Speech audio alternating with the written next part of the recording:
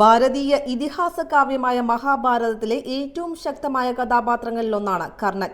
മഹാഭാരത കഥയിൽ സുപ്രധാനവും എന്നാൽ മഹാഭാരത സംബന്ധമായ രചനകളിലും മറ്റും അർഹിക്കുന്ന പ്രാധാന്യം ലഭിക്കാതെ പോയതുമായ ഒരു കഥാപാത്രമാണ് കർണന്റെ വളർത്തച്ഛൻ അതിരഥൻ. അതിരഥനെ കേന്ദ്ര കഥാപാത്രമാക്കിയുള്ള ഒരു അസാധാരണമായ രചനയുടെ വിസ്മയകരമായ അവതരണം പാലക്കാട് നടന്നു.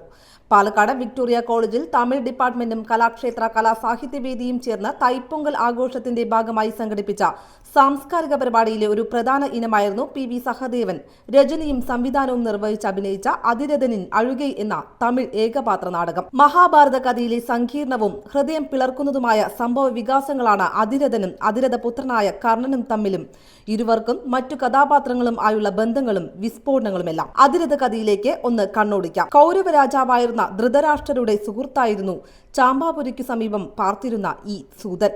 രാധയെന്നായിരുന്നു അതിരഥന്റെ ഭാര്യയുടെ പേര്. കർണന്റെ വളർത്തച്ഛൻ അതിരഥൻ എങ്കിൽ വളർത്തമ്മയാണ് രാധ. സന്താനങ്ങൾ ഇല്ലാതിരുന്ന അതിരഥൻ രാധാ ദമ്പതികൾ ഒരു ദിവസം ഗംഗയിൽ ജലക്രീഡ ചെയ്യവേ ഒരു പേടകത്തിൽ ഒരു ശിശു ഒഴുകി വരുന്നത് കണ്ടു. കുന്തിദേവി അവിവാഹിതയായിരിക്കെ സൂര്യനിൽ നിന്ന് ഗർഭം ധരിച്ച് പ്രസവിച്ച ഉടനെ അപമാന ഭയത്താൽ ഒരു പെട്ടിയിലാക്കി ഗംഗയിൽ ഒഴുക്കിയ ശിശുവായിരുന്നു അത്. അതിരഥനും ഭാര്യയും ശിശുവിനെ എടുത്തുകൊണ്ടുപോയി വസുഷേനൻ എന്ന് പേരിട്ട് വളർത്തി. പിൽക്കാലത്ത് കർണൻ എന്ന പേരിൽ അറിയപ്പെട്ടത് ഈ കുമാരനാണ്. കർണൻ ആയുധ വിദ്യാഭ്യാസത്തിനായി കൗരവ പാണ്ഡവ പുത്രന്മാരുടെ ഗുരുവായ ദ്രോണാചാര്യരുടെ അടുത്ത് ചെല്ലുകയും വിദ്യാദാനം ആവശ്യപ്പെടുകയും ചെയ്തു. എന്നാൽ സൂതപുത്രനായ കർണന് വിദ്യ പ്രദാനം ചെയ്യാൻ ഗുരു ദ്രോണൻ വിസമ്മതം പ്രകടിപ്പിച്ചു. കുലത്തിന്റെ പേരിൽ അപമാനഭാരം സഹിക്കാനാവാതെ മനസ്സ് വേദനിച്ച കർണൻ എന്ത് വില കൊടുത്തും വിദ്യ അഭ്യസിക്കണം എന്ന ദൃഢനിശ്ചയത്തിലേക്ക് എത്തിച്ചേർന്നു.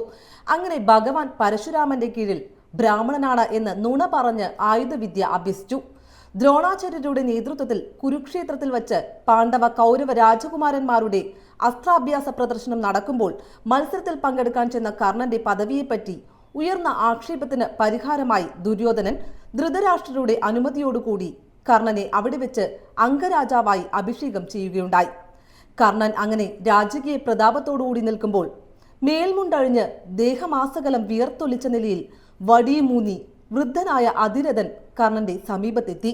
കർണൻ തന്റെ വളർത്തച്ഛനെ കണ്ട മാത്രയിൽ ഭക്ത്യാദരങ്ങളോടുകൂടി അടുത്തു ചെന്ന് അഭിഷേകാർദ്രമായ ശിരസ് കുനിച്ച് അദ്ദേഹത്തെ നമസ്കരിച്ചതും അദ്ദേഹം അദമ്യമായ വാത്സല്യത്തോടുകൂടി വളർത്തുമകന്റെ ശിരസ് മാറോടണിച്ച് കണ്ണുനീർ കൊണ്ട് ഒന്നുകൂടി അഭിഷേചനം ചെയ്തതും മഹാഭാരതത്തിലെ അത്യന്തം ഹൃദയസ്പർശിയായ രംഗങ്ങളിലൊന്നാണ്. കർണന്റെ മരണത്തെ തുടർന്ന് താങ്ങാനാവാത്ത ദുഃഖഭാരത്താൽ അലമുറയിട്ട് കരയുകയും കർണനുമായുള്ള ഗാഠബന്ധത്തെ മേൽ സൂചിപ്പിച്ച കണ്ണീർ അഭിഷേകത്തെ അനുസ്മരിക്കുകയും ചെയ്യുന്നത് അതിരഥനിൻ അഴുകൈ എന്ന നാടകത്തിൽ ഏറ്റവും ഹൃദയസ്പർശിയായിട്ടാണ് അവതരിപ്പിച്ചിരിക്കുന്നതെന്ന് ആസ്വാദകർ പറഞ്ഞു. ഇവിടെ അതിരഥൻ ജാതീയതയെ കടന്നാക്രമിക്കുന്നതും ദുര്യോധനെയും ധൃതരാഷ്ട്രരെയും പ്രശംസിക്കുന്നതുമായ നാടകകൃത്തിന്റെ നവ ആഖ്യാനങ്ങളും കാണാം. കർണൻ കൊല്ലപ്പെടുന്ന മഹാഭാരത യുദ്ധത്തിലെ 17-ാം ദിവസത്തിനു മുൻപുള്ള അതിരഥ ധൃതരാഷ്ട്ര കൂടിക്കാഴ്ചയും ഇതിൽ മുൻപൊരിക്കലും അതിരാത്ത അതിരഥന്റെ ഭയം, യുദ്ധത്തിൽ മരിച്ചു വീഴുന്ന കർണൻ തനിക്കു മുൻപേ മരിച്ചു വീണ തന്റെ മകനെക്കുറിച്ചോർത്ത് വിങ്ങുന്നതും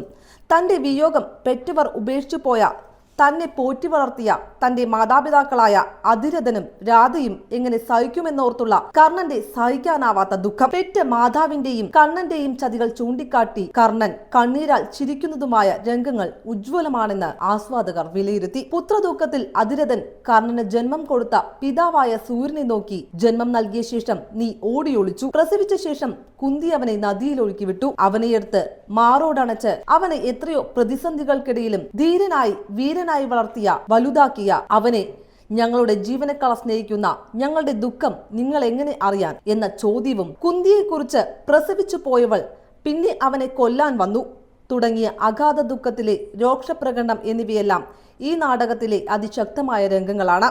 നല്ല കൈയടക്കവും തന്മയത്വവും ഈ നാടകരചനയെയും അവതരണത്തെയും മികവുറ്റതാക്കിയെന്ന് നാടക കലാകാരന്മാർ പറഞ്ഞു. അധ്യാപകരിൽ നിന്നും വിദ്യാർത്ഥികളിൽ നിന്നും കലാകാരന്മാരിൽ നിന്നും നാടകത്തിന് ലഭിച്ച കയ്യടി വലിയ അംഗീകാരമാണെന്ന് സഹദേവൻ പറഞ്ഞു.